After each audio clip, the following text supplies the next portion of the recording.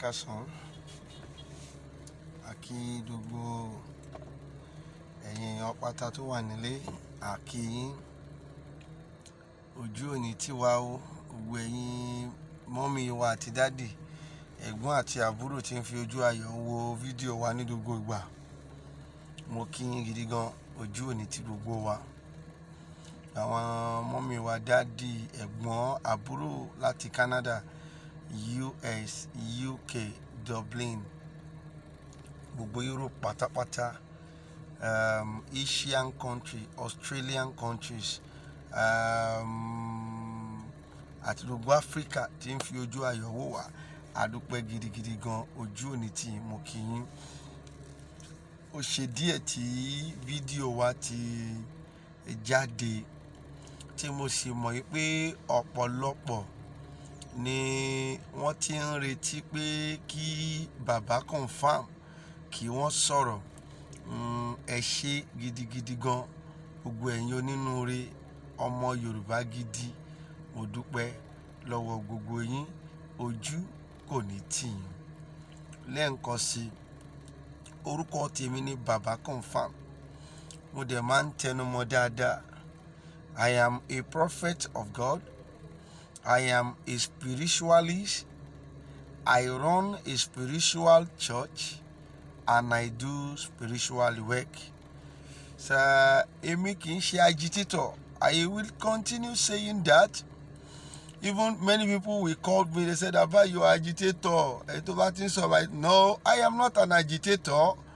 Ọlọ́run rán èmi wá sí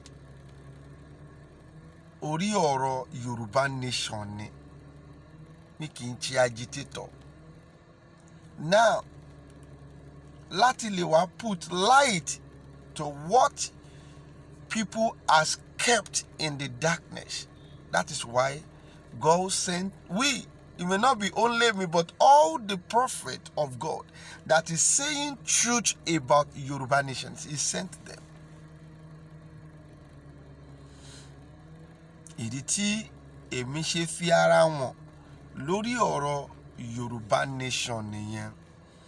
Wípé Ọlọ́run sọ wípé Yorùbá ó máa ya ní abẹ́ ọ̀rọ̀ Nàìjíríà yìí tí kò sí, there is no doubt about it. Either all these dogs they like or not, either all the people that is betraying Yoruba, they like it or not. I am telling you, one day, write it down, Yoruba nation will go no matter what may happen. Àwọn ìran ńlá lolúwa fi wọ̀n wá tí a máa sọ nípa ẹ̀ lónìí lórí ọ̀rọ̀ Yorùbá nation àti lórí ọ̀rọ̀ àwọn ohun méjì mẹ́ta tí a máa sáré mójútó pápápá nínú ìrìn àjò tí mo fẹ́ bá wa sọ lónìí. Ẹ kú ti mọ̀ mí pé kí kò bá ti nídìí, obìnrin wọn kì í jẹ́ kúmólú. Èkíní, mo dúpẹ́ lọ́wọ́ gbogbo yín pátá. Èmi kì í ṣe alágbe o, mi ò dẹ̀ wá sí orí social media láti wá béèrè owó lọ́wọ́ ẹnikẹ́ni tàbí kí ẹnikẹ́ni kó ràn mí lọ́wọ́. Iṣẹ́ tí Olúwa rán èmi, òun ni èmi wá ṣe ní ibi. Iṣẹ́ tí mò ń ṣe ó ti tó mi jẹ. I am a spiritualist. Mo dẹ̀ ń run spiritual church and I do spiritual work. So iṣẹ́ tí mò ń ṣe, even right from ìgbà tí mo ti bẹ̀rẹ̀ to now, and it forever, because I am going to live forever. No matter who that is planning against us, I am going to live forever, and you that you worship me also, you will live forever in the mighty name of Jesus Christ. So that ó tó mi jẹun jẹ, kì í ṣe owó ẹnikẹ́ni. Èmi ò bẹ̀yàn kó ṣàánú fún mi o. Mi ò dẹ̀ wá bí bóyá kí èèyàn lè fún mi lówó, mo wá ṣe ohun tí Ọlọ́run rán mi, òun ni mo wá ṣe ń tà tán.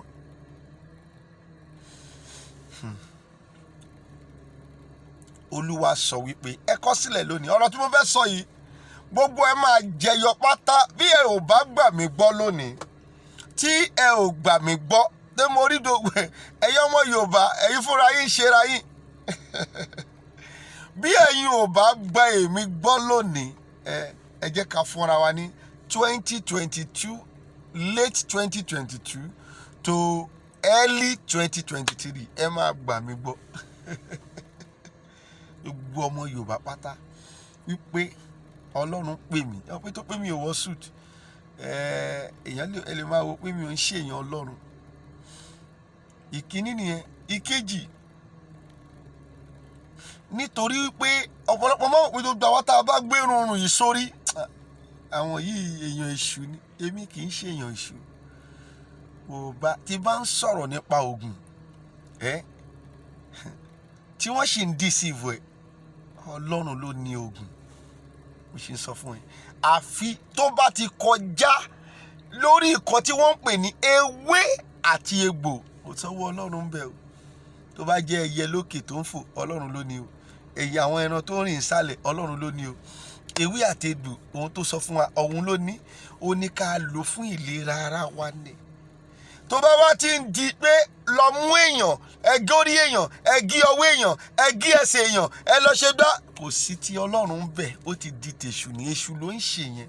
Àwa ò dẹ̀ lọ́wọ́ sí yẹn. Oògùn tèmi ń sọ ń pa ewé àti egbò ni. Tó bá pé torí ìyẹn ló ṣe tún wò mí tó sọ pé mi kì í ṣe èèyàn Ọlọ́run, a máa jọ bẹ̀rù wa ní ibodè. Nítorí pé Ọlọ́run ló ní ewé, Ọlọ́run sì ló ní egbò. Ọ̀pọ̀lọpọ̀ wa ní ológun ni, babaláwo ni. Listen to me. Ta ló dá babaláwo? Ta ló dá pastor? Ṣebí orúkọ ni yẹn, it's just a name. Ta ló dá wòlíì? Ta ló dá àfà? Ìwọ Ọlọ́run ló dá. But mi ò tí ì débẹ̀, ṣùgbọ́n I just want to preamble something in your heart that, listen, the kind of eyes you are using to look at me could bother me, but I need to clear myself. It doesn't bother me. Kó o lè gbọ́ ohun tí mò ń sọ dáadáa. Ìránṣẹ́ Ọlọ́run ni mí. Listen to me. Write it down today. Olúwa sọ wípé mi ò ní kí ẹ má pọ̀ sẹ́yìn Gani Adams o. Ṣùgbọ́n Olúwa ní kí n sọ fún yín, Gani Adams kò lè gbé Yorùbá nation dé ibi kankan. Ẹ lọ kọ sílẹ̀. Just go and put it down. 2022, 2023, all what I want to say today will come out. Nígbà tí a bá dé ojú gbàgede gangan, tí a bá dé ojú gbàgede, wà á rí pé gbogbo tí mo fẹ́ tí mo sọ lónìí, today, which is on the 7th July 2021, you will see everything clear. Tó pé mo rí pé ẹ̀yin ọmọ Yorùbá adọ́run mòótọ́ ni gbogbo yín. Ó dùn mí fún gbogbo àwọn tí wọ́n jókòó síbi tí Gani Adams sọ̀rọ̀ lẹ́yìn tí wọ́n pàtẹ́wọ́. Tó ń pàtẹ́wọ́. Ṣé o mọ̀ wípé Gani Adams ẹ̀ sọ̀rọ̀ mi yẹn? Ṣé o ń gbọ́ mi? I am so happy in my heart pé ọ̀rọ̀ mi dé tébù Gani Adams. Èmi kọ́ ló ti ń wò mí o. Ṣùgbọ́n I am so happy. I am telling you, if you can see the kind of happiness in me, pé ọ̀rọ̀ mi dé wájú ẹ̀, ó ti ẹ̀ gbọ́. Okay, no problem. Àjọjọ bẹ̀rẹ̀ ni. We have just started. Listen to me. Mo sì tún sọ fún ẹ Gani lẹ́ǹkan sí. Jẹ́ ká mú dodo tàwọn ọmọ ogun ẹ kúrò ńbẹ̀. Jẹ́ kémi pẹ̀lú ẹjọ́ dúró báyìí. Kó wá wo nǹkan tí wọ́n ń pè ní Ọlọ́run. Bẹ́ẹ̀ni, I am saying it for the last time, which I will not repeat this again. Ìwọ kò jẹ́ kí dodo àwọn ọmọ ogun ẹ bì sẹ́yìn. Jẹ́ kí èmi pẹ̀lú ẹ ká jọ dúró. Kí ẹ̀yin tó ń wò wá yìí, kí ẹ wá wò pé ta ni Ọlọ́run bẹ lẹ́yìn ẹ̀. Tó bá pé Gani ni ẹ mọ̀ ǹjọ́ náà. Tó bá jẹ́ pé èmi ni ẹ mọ̀ ǹjọ́ náà, ẹ kọ sílẹ̀. I will say that for the last time. I will not repeat it again. Ẹ jẹ́ ó jáde. Ó yún bọ̀ ni. Gani Adams ó sọ wípé past wòlíì ọmọ orúkọ mi ò kàn fẹ́ dání tẹ̀wé dodo ẹ̀yin 419 bí dodo ẹ̀yin tí you are a betrayer bẹ́ẹ̀ ṣe máa ń ṣe nìyẹn tó pé ó wà pé àwa ń dá orúkọ ẹ̀ nítorí pé kí ọmọ lè dáràn la ṣe ń sọ lórúkọ wàá dẹ̀ rí pé tó bí o lè fẹ́ gbé mi lọ sí court ohun tí mo sọ yìí wàá lè mo dárúkọ ẹ̀ ìdí tẹ̀yin ṣe ń ṣe bẹ́ẹ̀ ni pé ẹ ò fẹ́ àìmọye àwọn èèyàn tí mo ti rí bíi tiyín ẹ ò ní dárúkọ wa ṣùgbọ́n àmọ́ pàwọ́ là ń sọ̀rọ̀ nípa ẹ̀ tó pé ẹ ò fẹ́ jẹ́ ká mú nǹkan kan against yín ṣògẹ́ orúkọ mi kọ́ ló dá ó kàn sọ pé wòlíì tó parí báyìí tí ó ní àwọn pẹ̀lú Kóìkì wọn ò lọ sí nítorí kọ́ má balẹ̀ mu wọn no you know that is your trick bí trick dodo yín ṣe rí nìyẹn I am telling you we know your trick ẹ máa ń fẹ́ fi ọwọ́ yín báyìí kẹ́dà pé ẹ mọ́ ṣùgbọ́n ní ẹ̀yìn yín gangan fúnra yín èèyàn bí ní dodo yín but àwa máa dá orúkọ ẹ̀ wòlíì lèmi ṣe mọ̀ pé wòlíì lèmi babaláwo ni wọ àbí onífá I don't know but èmi ni mo sọ́ǹtà yìí lọ confam mi dáadáa èmi ò sí nínú ẹgbẹ́ awo mi ò mọ̀ nǹkan tó ń pè lẹ́gbẹ́ awo mi ò dé lédì rí mi ò mọ̀ nǹkan tó ń pè ní lédì mi ò bá wọn jókòó rí iṣẹ́ tí Ọlọ́run rán èmi lèmi ń ṣe mo kọ̀ mọ ewé mo kọ̀ mọ egbò ni ó tán á yàtọ̀ síra ṣé o ń gẹ́tì kan tí mo sọ Gani lọ confam òun ni mo sọ́ǹtà yìí ẹ tó bá lòun rí mi nínú ẹgbẹ́ awo ẹ̀rí ẹ jẹ́ kó jáde síta pé mo jẹ́ ẹgbẹ́ awo kan ni mo wà ògbóni fantanity no èmi ò ní kò dá o mi ò dẹ̀ bú àwọn tó wà ń bẹ̀ but I am just trying to tell you that ó yàtọ̀ síra wọn wòlíì lèmi you get me ìwọ ọmọ ibi tí o wà you are on the other side aláwọn tí wọ́n fi ẹ jẹ oyè ẹ̀dà àbí kí ló fi ẹ jẹ níjọ́ náà tá à ń sọ pé báwo lọ́yọ̀ máa bú ẹ níta kò jẹ́ kí wọ́n bú ẹ níta now èèyàn lè change now wọ́n lè fi ẹ jẹ oyè ẹ̀dà wọ́n lè fi èèyàn jẹ oyè olùṣọ́ àgùntàn now wọ́n lè fi èèyàn jẹ oyè apostle yes it is apostle àwọn tó fi ẹ jẹ nígbà tí wọ́n ń bú ẹ àwa bọ́ọ̀ta nínú ọdún náà tá a sọ pé go and check my record àbọ̀ọ̀ta nínú ọdún náà pé no somebody can change ẹ lè bú nítorí yẹn náà. But lẹ́ni àwọn tí wọ́n fi ẹ jẹ oyè apostle I know that they will have been regretting about your matter mo gbẹ̀yìn bò púpọ̀ ẹ má bínú ẹ̀yin èèyàn pé mo ti sọ bó ti ẹ̀dẹ̀ bú mi kò lè kàmílà tó mo ti sọ already tẹ́lẹ̀ pé mi ò gbẹ̀yìn bò púpọ̀ ìwọ̀n tí mo lè sọ òun lèmi ń sọ yẹn ṣe àwọn tí wọ́n fi ẹ jẹ oyè yẹn oyè apostle mo mọ̀ lẹ́ni pé wọ́n á ti máa regret Gani Adams wọ́n bọ́ta wọ́n sọ pé bọ̀bọ̀ ẹni ẹ̀ wòlíì tó parí yẹn I am not a coward you know ìwọ náà mọ̀ tí kì bá ń ṣe wípé ènìyàn burúkú ayé àti ọ̀run ni you know wípé màjàmásá la fi mọ akíkanjú lójú ogun kò sẹ́ni tó lè delete òwe Yorùbá sórí òwe Yorùbá yẹn tẹ́yìn ilé òyìn ò fẹ́ gbọ́ yẹn òun ló kó yín sínú ogun àwọn bàbá wa ti kà á àwọn bàbá wa ti rí ayé wọn ti rí dodo ẹ̀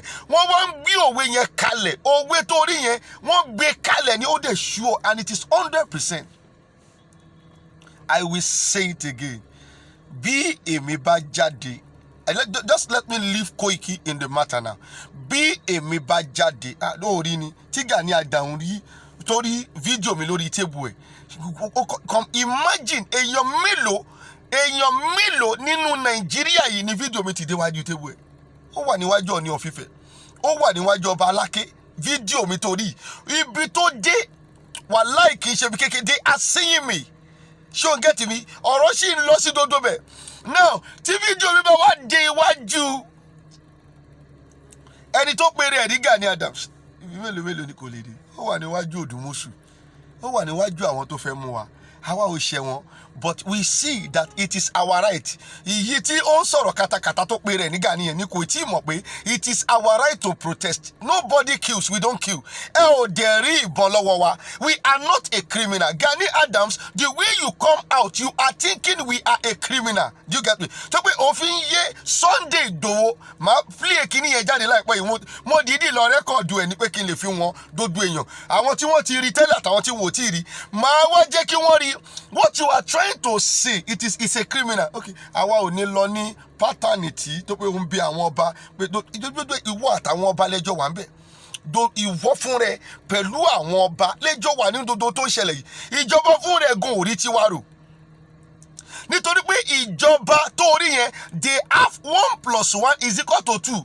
1+1=2 wọn làwọn follow, but ẹ̀yin fúnra yín ẹ̀yin ọ̀dàlẹ̀ yìí lẹ́wọ̀ ẹ lọ bú wọn, ẹ mú wọn, ẹ kọ́ wọn lọ́gbọ́n, alákọ̀ọ́rí ọmọ ni wọ́n, ẹ kọ́ wọn lọ́gbọ́n. Ẹ̀yin ò mọ̀ pé ẹ̀yin lọ̀dàlẹ̀. Jẹ́ kí n sọ fún gbogbo ọmọ Yorùbá, èmi ni mo ṣì ń sọ lẹ́ni o, bàbá confam, ẹ lọ kọ sínú ìwé ìrántí. 7 today is on the 7 July 2021. Ọ̀dàlẹ̀ ni gbogbo àwọn ọba pátá tó wà nílẹ̀ Yorùbá. Ọba torí yẹn tó ti súnmọ́ politicians yẹn, ọ̀dàlẹ̀ ni wọ́n. Àwọn kan wà àwa mọ̀ wọ́n, a ò sọ̀rọ̀ sẹ́yìn o, ṣùgbọ́n àwọn kan tá a mọ̀ dáadáa, tá a tún mọ̀ dáadáa, à ń sọ̀rọ̀ sí wọn, wọ́n dẹ̀ mọ́ra wọn. Àti Gani Adams àti àwọn ọba ọ̀dàlẹ̀ ni wọ́n. They gather themselves together. Àwọn lọ́nìkan lọ máa ká wọn ẹ kọ́ wọn lọ́gbọ́n. Àwọn ìjọba tó ń gbọ́ mi ó mọ tí mò ń sọ. Ìjọba ní 2+2=4. Wọ́n mọ̀ tọ́bọ̀lẹ̀ ti lè sọ́ọ̀mù ẹ̀ báyìí, wọ́n ti mọ ibi táwọn ń lọ. Kò àwọn ará wa bí àwọn Gani Adams, àwọn ọ̀dàlẹ̀. Olúwa dídí sọ fún mi lẹ́ni dáadáa nígbà tí mo jókòó tí mo ń bólúwa sọ̀rọ̀ ẹ. Olúwa ní àkùkọ gàgàrà ni ẹ tí kò fẹ́ jẹ́ kí kékeré kó ga. That is why you people are doing like that. Ẹ̀yin lẹ ló ń sọ fún wọn, ẹ lọ kọ́ lọ́gbọ́n, ẹ kọ́ lọ́gbọ́n, ẹ lọ kọ́ lọ́gbọ́n, ọlákọ̀ọ́rí yẹn. Ẹ̀yin lè gbogbo tí mò ń sọ àdàbí tí kò bá rí bẹ́ẹ̀, àdàbí tí kì í bá ipò Olúwa ló fi wọ̀n mi, kí Ọlọ́run kó fi ìyẹ́ ẹ̀ jẹ mí. Ohun tí I am a prophet of God. I sit down, I talk to him, he will lead me. Ìwọ lè má gbà mí gbọ́. You may not believe me, but I know. Ẹ bèrè lọ́wọ́ ẹ̀. Ṣebí wọ́n show ibi tó lọ ní TV Joshua ní àná, wọ́n show bẹ̀ náà tó gbé síta. Ṣé ó lọ sí ilé Sunday Igboho? Ẹ kò bèrè lọ́wọ́ ẹ̀ nígbà tí ìṣẹ̀lẹ̀ yẹn ti ṣẹlẹ̀. Tí mọ̀ nǹkan kan ẹ̀yin ọmọ Yorùbá, ohun tí mo bèrè yẹ kó bá mi bèrè lọ́wọ́ ẹ̀ kó jáde síta. Ṣé pé wọ́n show ẹ̀ dáadáa lọ́dọ̀ TV Joshua nígbà tó lọ síbẹ̀. Now ẹ bèrè lọ́wọ́ ẹ̀ wípé ṣé ó lọ sí ilé Sunday Igboho ní àtìgbà tí ìṣẹ̀lẹ̀ yẹn ti ṣẹlẹ̀ kó lọ kí n bẹ̀. Pé kó pẹ̀lẹ́ kó lè lọ is playing politics. Oyè tí wọ́n fi Gani Adams sí, tí wọ́n gbé sí is a politician oyè. It's a ceremonial oyè. Àtọ̀ra ẹ̀ Gani Adams ọ̀dàlẹ̀ ni. Number 2, politicians ni. Number 3, Gani Adams kò lè gbé ọmọ Yorùbá dé ibi kankan. Tó bá di 2023 ló tó máa mọ̀ ohun tí mò ń sọ yìí. 2022, late 2022 to early 2023. Nígbà tí ọ̀rọ̀ yìí bá máa délẹ̀ tán, tí ọba bẹ̀rẹ̀ sí ń dìgbò, tí kò sẹ́nikẹ́ni tó bọ́ta, wà tó mọ ohun tí mò ń sọ. Listen to me. Mò ń pariwo níjọ́ yẹn pé tí ìyà bá jẹ èèyàn ọmọ Yorùbá, ẹ dìde fúnra yín. Kì í ṣe ní láti sọ. Bàbá wa Awólọ́wọ̀ ti sọ pé ẹ̀yin fúnra yín gan fúnra yín, ẹ̀yin lè máa jìjà ara yín. Ẹ má waste time lórí ọ̀rọ̀ sọ ní Gani Adams ń sọ̀rọ̀. Ẹ̀yin náà ń tẹ̀lé ohun tó sọ.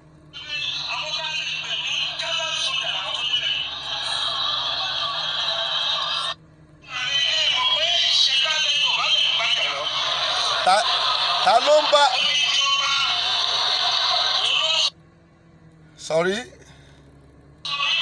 ta ló ń bá ìṣẹ̀dá Yorùbá jà?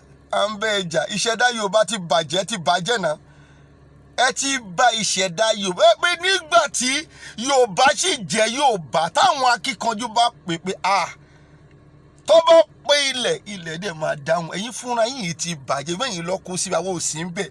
Ẹ̀yin lẹ wà nídìí ohun ìṣẹ̀dálẹ̀ Yorùbá, àwa ò sí ń bẹ̀. Ẹ̀yin lẹ jókòó síbẹ̀. Ẹ̀yin tí ẹ wá jókòó síbẹ̀ yìí nítorí owó, ẹ ti bà bẹ̀ jẹ́. You cannot come out to tọ́lá ní ẹ ti bà ìṣẹ̀dálẹ̀ Yorùbá jẹ́. No, oyè tó fún ẹ, oyè yẹn ti bàjẹ́ ti pẹ́. Ààrẹ ọ̀nà kakanfò yẹ kí sọ àtìgbà tí wọ́n ti fi politician jẹ́, tó ti fi politician jẹ́ ààrẹ ọ̀nà kakanfò, lè ààrẹ ọ̀nà kakanfò oyè yẹn ti ṣe kíni ló ti bàjẹ́. Iṣẹ́ àwọn ìṣẹ̀dálẹ̀ Yorùbá ti kúrò nínú ẹ̀ ti pẹ́. Ìdodo tẹ kàn rí tán ní ààrẹ ọ̀nà kakanfò, anilẹ́gẹ́ fún ìyẹ́fẹ́ fún fake. Shine your face ọmọ Yorùbá.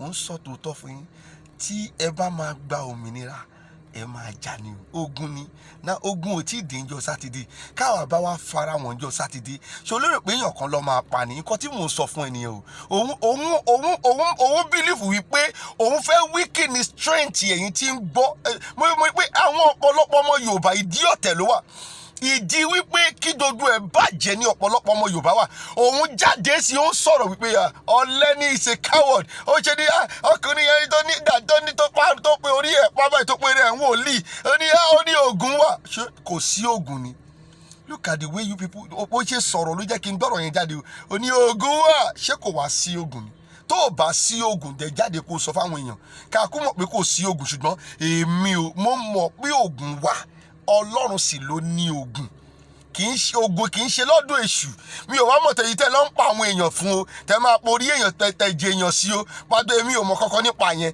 ṣùgbọ́n tó bá jẹ́ pé ewé àti egbò yìí ohun tó ń fò lókè tó rìn lẹ̀ yìí àwọn ẹranko yìí ohun tó ń bẹ nínú omi ni no ohun tó lọ ń pa aláṣẹ fún wa ká lò tó ń pè ní oògùn nìyẹn kò tí ì kúrò ní gbogbo àgbègbè ohun tí Ọlọ́run ń pè ní oògùn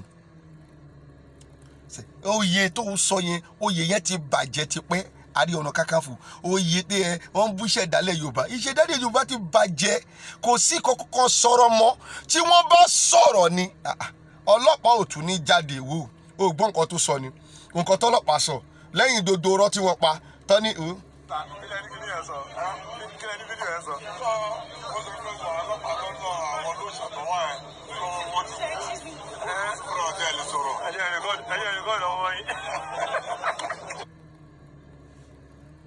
ṣùgbọ́n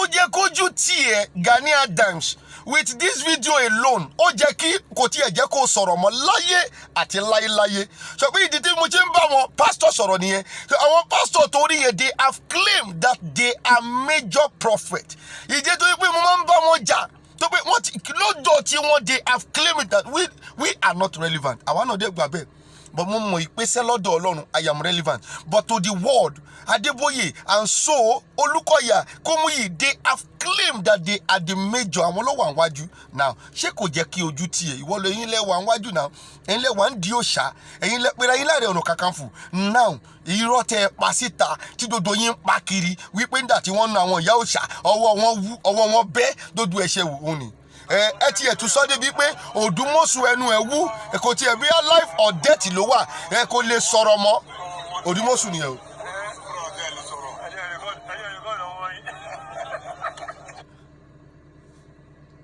òdùmọ̀sù nìyẹn.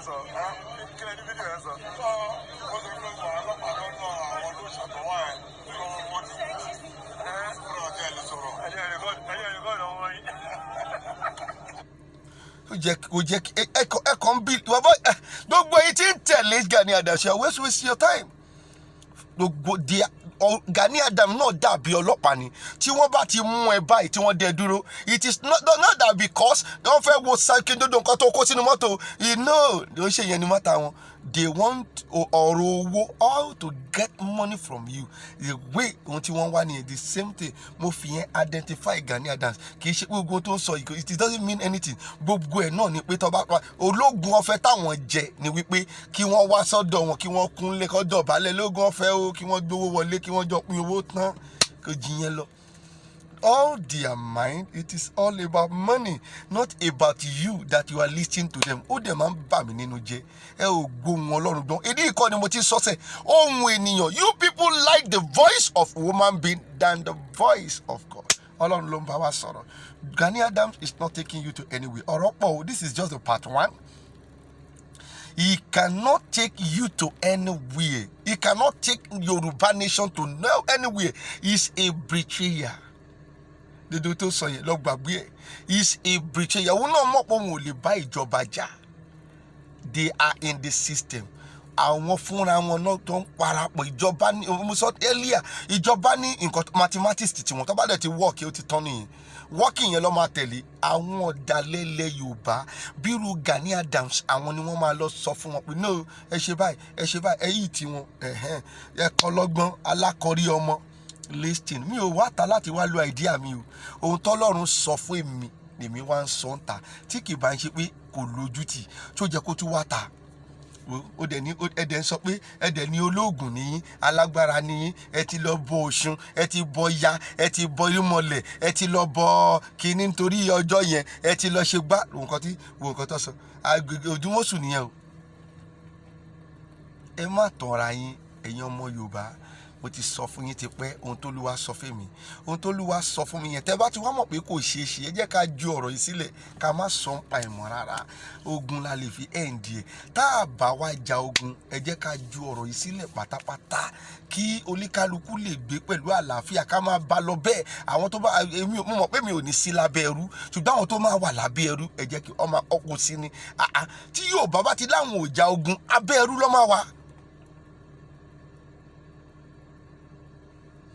kò sí bá a ṣe fẹ́ ṣe abẹ́ ẹrú ní Yorùbá máa wà ẹ̀yin ọmọ Yorùbá ẹ jẹ́ ká ronú you will see the road ní tọ́ ọ̀nà táwa bá jáde ńjọ́ yẹn èèyàn kankan ló máa pa we are their target táwa bá dẹ̀ jáde àwa máa kúrò ń bẹ̀ we will escape but àwọn tí wọ́n ti pa ńkọ́ tí wọ́n bá wá jáde ńjọ́ yẹn ṣé o lérò pé mi lè jáde lénìí ṣé o lérò pé mo lè jáde níjọ́ Sunday yẹn ogun ò tí ì bẹ̀rẹ̀ náà ṣé ogun ò tí ì bẹ̀rẹ̀ wọ́n yẹ lọ kéèfù bàbá wa Sunday Igboho ohun táwọn yìí dẹ̀ ń wá nìyẹn èrò wọn nínú yàrá tí wọ́n wà tí Gani Adams ń wà ní pé ká jáde kí wọ́n lọ ìtìwá ó tán kò sí ìkọ́ tó ń wá kí wọ́n ká jáde dé àwọn náà wà nínú tó ń plan ní ọjọ́ yẹn ká jáde kí wọ́n dẹ̀ ṣe kí ni ó tán ká dẹ̀ silent Yorùbá nation you are thinking we are not relevant ó ń sọ pé mi ò wà relevant nìyẹn tí n bá wà relevant kí n sọ fún ẹ fídíò mi ò ní dórí tébù ẹ mi ò ní ṣépè mi ò dẹ̀ ní sọ kankan but I will only want to tell you the reality that you are just a fool.